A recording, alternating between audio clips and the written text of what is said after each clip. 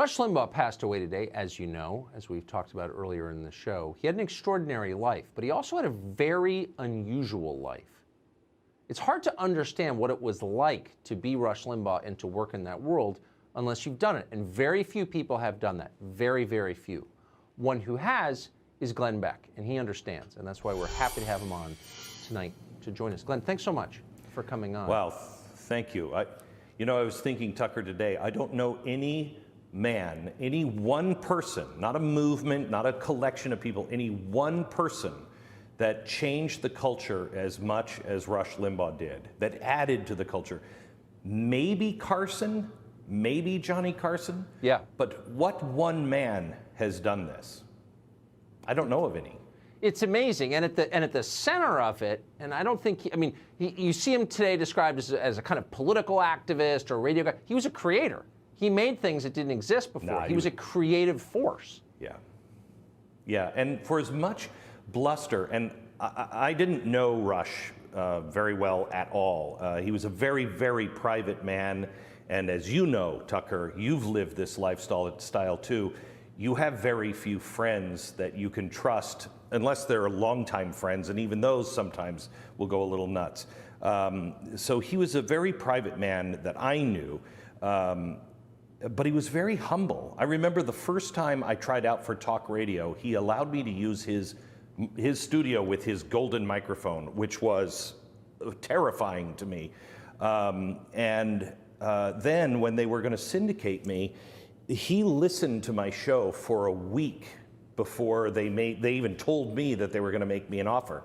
And when it came down to it, Craig Kitchen, the president of Premiere, met with him, and Craig told me that he had said, he started the conversation and said, Craig, before you say anything, we've been friends, let's just break it easy. It's been a very good run.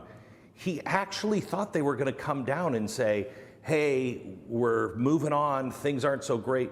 He had no concept, or I shouldn't say that.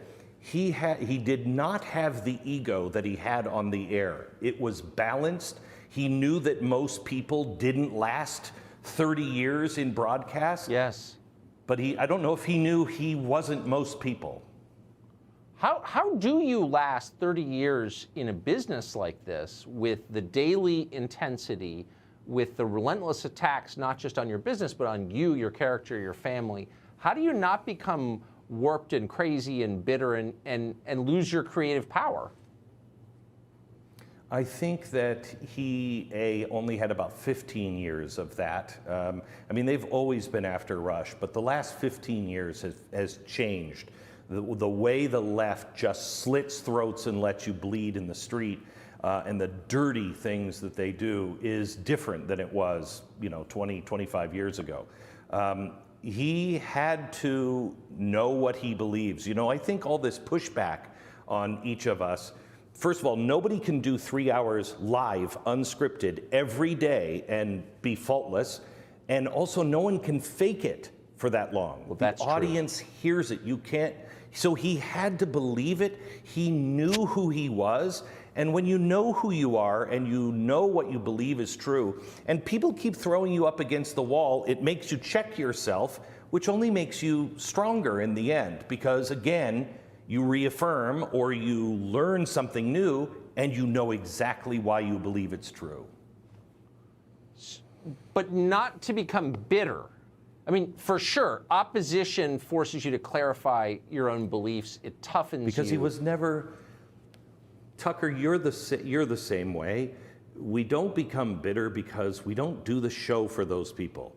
I heard Rush say one time, and it is so true. In fact, I just said it recently. I don't do my show for those people who don't listen. He wasn't doing the show for those people. Good point. He was doing it for this amazing audience. And say what you want.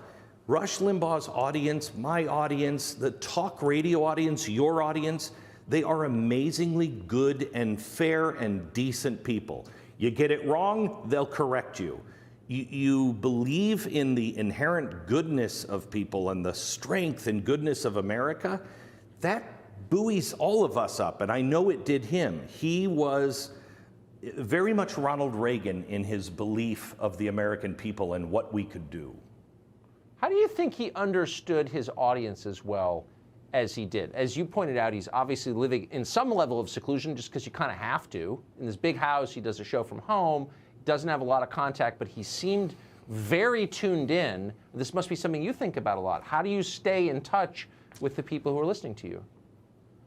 I don't know, but I would guess that he stayed in touch by the number of phone calls that he took, which you can get a feel in talk radio. But also I think he drew on what he believed and how he grew up. I think a lot of us, and that's what's so frightening about today, what are our kids being taught? We grew up in a time period where in America you could accomplish anything and it didn't matter what color you were. It didn't matter if you were poor or rich or connected or not, anyone could make it.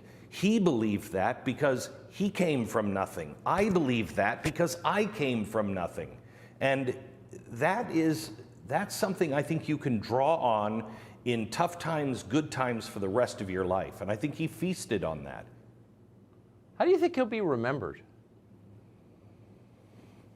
Who's writing the history book? Right. Well, that's it. Have you noticed that there's an immediate effort to describe him in ways that will persist through the years? Here's how he should be remembered. He was the Johnny Carson of radio.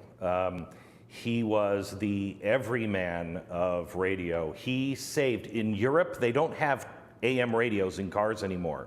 The only reason why we have AM radios is because of Rush Limbaugh. That medium was over. He completely reinvented it. He was the first voice since Kennedy was in office that didn't have to answer and have a liberal on the other side. He could actually speak things and speak them in a way that people understood, and could repeat it. Amazing. He was a great teacher. Beck, I appreciate a great it. teacher.